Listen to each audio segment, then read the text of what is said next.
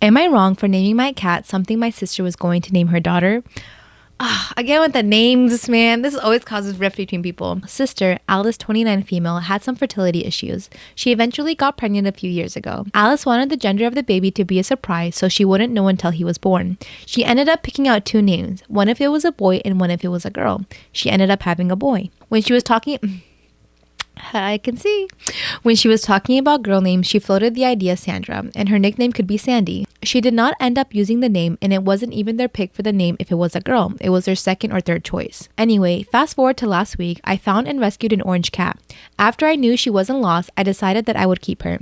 I was trying to think of names that would work, and one of my friends suggested Sandy. This friend did not know that my sister had brought up the name Sandy for her child. I loved the name and decided that was what I was going to be naming her. When I told my parents and sister about this, my sister got kind of quiet and asked if I could change it. She said that Sandy was what she wanted to name her daughter if she had one.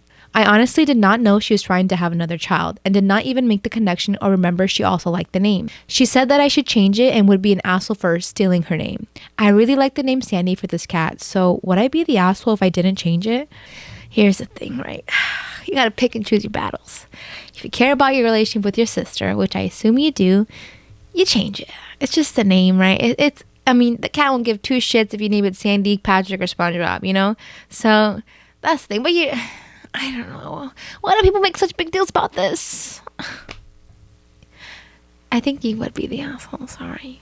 Story time about how my parents caught me selling my undies online. Disclaimer is not my story time. Send me on Instagram. I'm extremely spoiled. My family is extremely rich. This allows me to buy whatever I want. The problem is my dad caught me sneaking out of my window, so he grounded me for 2 months and took away my allowance. And my allowance is a lot. My dad usually gave me $150 a week. With that money, I would go to Starbucks every single day before school, and I would also treat my friends to Starbucks every now and then, more like every day. My friends and I would go to restaurants and have fancy dinners and lunches, and I also had a car. I would also go shopping almost every single Friday with my friends. I would get manicures and pedicures, and I could basically buy myself whatever I wanted just by asking my dad for the money. But now that I was grounded, that was not going to happen. By the way, I'm 20 now, but this was 3 years ago, so I was 17 when all of this happened. I can confidently say that I was like the queen bee in my high school. Number 1, I was in the cheerleading squad. Number 2, I was super pretty popular and had lots of money. Therefore, everyone wanted to hang out with me. I knew that I needed to maintain my status and also the life that I had become accustomed to. Not being able to go to Starbucks every single morning really made me depressed. That probably made you roll your eyes, but I said what I said. Now, there was no way I was gonna go get a job somewhere. You would never catch me working at a cafe or a restaurant or something like that. So I knew I had to start making my own money online somehow. I did some research and found out that people would sell pictures and video of their feet. So I signed up for this stupid website and decided to do it. The problem was that by the end of the week, I had only made $46. This was clearly not enough. So I did some more research and found out that you could actually sell your undies. So I took my last $200, went to Victoria's Secret and stocked up on undies. And this is when things get really fun. Part 2 is up.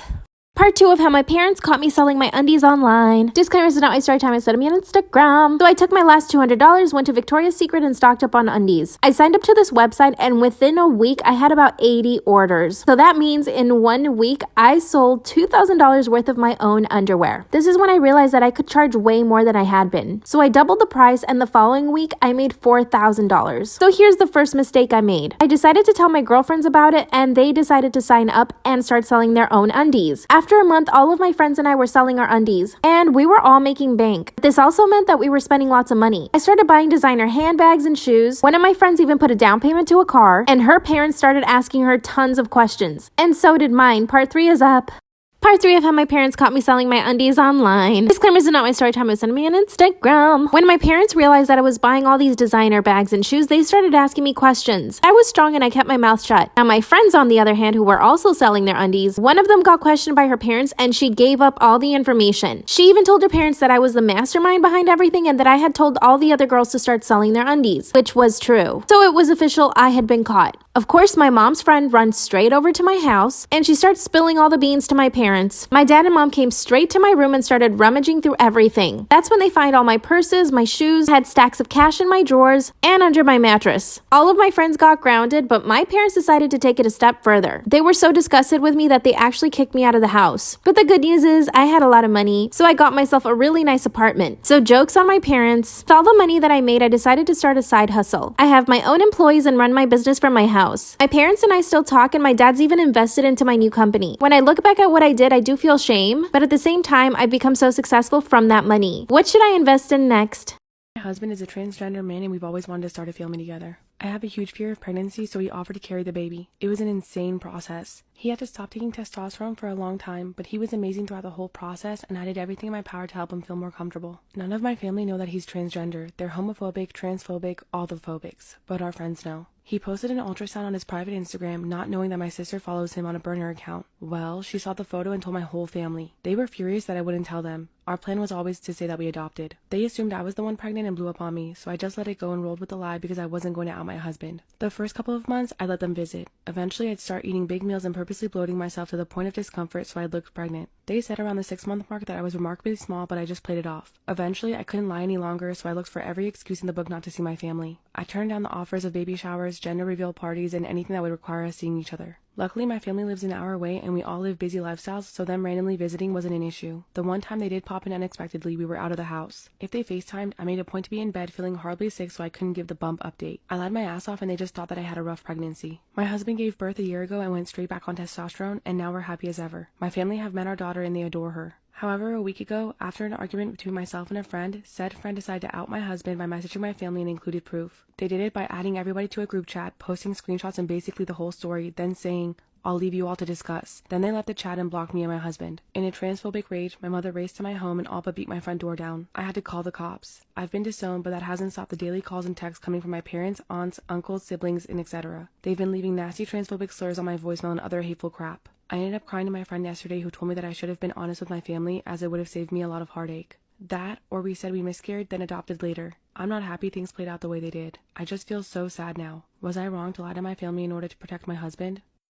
Crime Fanatic Friday, Part 2, The Girl Who Survived a Serial Killer. Jennifer Aspenson had just managed to break free from her restraints and pop the trunk of her abductor's car. He gets out and slams it shut again. He gets in his car to drive off when his tire gets stuck in the soft sand on the shoulder of the desert. Jennifer manages to pop open the trunk once again and listens to the voice screaming in her head telling her to run for her life. The man grabs a machete and starts chasing after her. As she's sprinting along the deserted highway, by some miracle, a truck is driving towards her. The truck stops and it turns out to be 2 Marines. They quickly put her in the backseat and try to go after the captor, but she urges them not to as he has a gun. The Marines clothe her as she tells them what happened. She had been tortured for nearly 2 hours in that desert. The Marines take her to a patrol station in the nearest town 20 minutes away. However, her nightmare was far from over because no one believed Jennifer's story, including her mother or police. She was forced into thinking that she had some crazy episode and moved on with her life believing that she'd never see him again. Approximately 4 years later in 1996, Chicago was plagued by 3 consecutive murders that all shared the same MO. Hands tied, naked, discarded in water, and shot by the same weapon. However, police had no leads. It wasn't until a sex worker gave a tip about a John who had requested to restrain her. She remembered hearing about the other victims and reported it to police. This John turned out to be a man named Andrew Urialis, 32 and an ex-Marine. He had recently been arrested for possession of a firearm that turned out to be the exact one used in the Chicago murders. Urialis confessed to everything, including his murders in California, also outlining the details of Jennifer's kidnapping. They interviewed her and she pointed his picture out as the man who assaulted her 5 years prior. Urialis had murdered 8 women and Aspenson was the only one who survived. She attended every trial and testified against Urialis. He was found guilty of his crimes and put on death row. In 2018, he was sentenced to death in California. Less than a month later, he carried out his own sentence and killed himself in his cell. Jennifer went on to become a proud mother, public figure, author, and wife. She released her book, The Girl in the Treehouse, about her ordeal in 2018. She also starred in an episode of I Survived a Serial Killer, which is available on Hulu. Am I the asshole for refusing to fire my personal trainer per his wife's request? I, 43 female, hired my personal trainer Alex in mid-2018 through the gym. I asked for someone who understands chronic pain because I've had it for 20 years and need help managing it.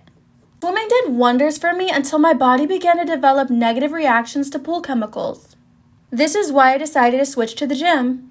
Long story short, Alex helped beyond expectation. He helped me improve so much that a few months ago, my doctor actually switched me to mild pain medication and lowered the doses too. As a token of appreciation, I gave Alex an early Christmas card last week with $50 on it. Just a simple thank you. Am I the asshole for refusing to fire my personal trainer per his wife's request? Today I went for solo training and a woman approached me claiming to be Alex's wife. She accused me of getting friendly with Alex and demanded that I ask the gym to switch trainers.